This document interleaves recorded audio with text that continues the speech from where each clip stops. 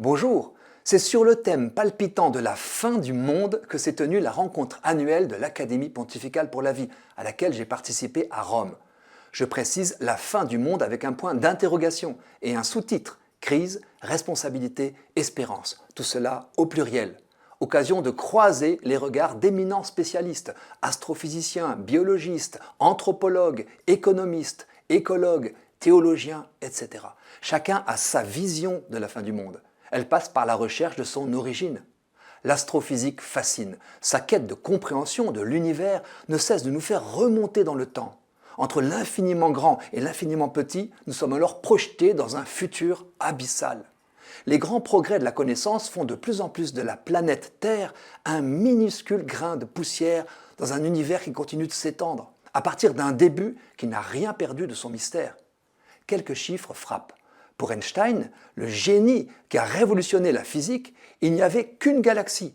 Les planètes étaient rares et l'univers statique.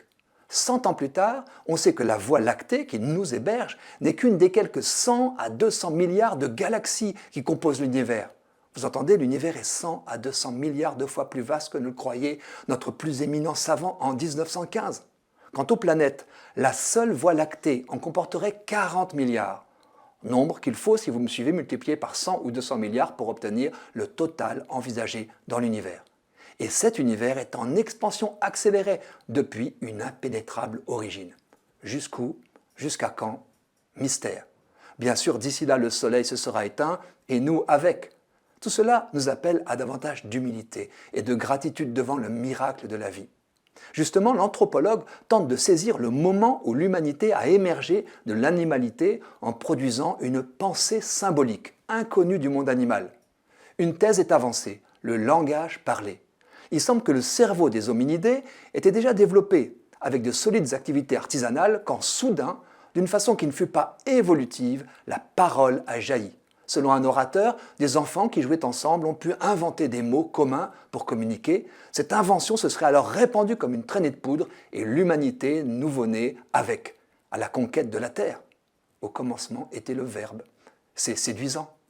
Bien sûr, les réflexions sur notre empreinte croissante et désormais catastrophique sur la biosphère dont nous sommes issus et dont nous avons besoin pour survivre ont occupé les débats.